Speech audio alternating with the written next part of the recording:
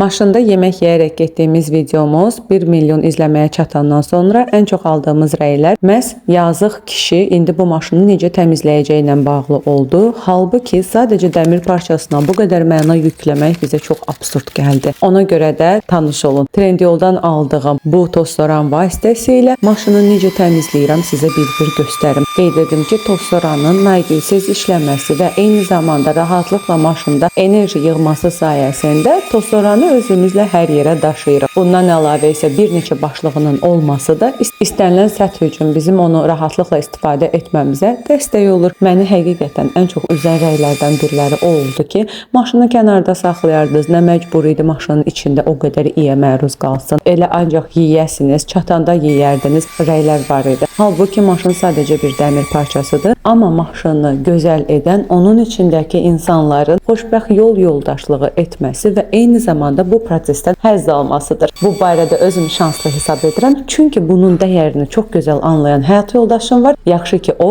rəylərdəki kişilər düşüncəsində deyil. Sizcə necə alındı?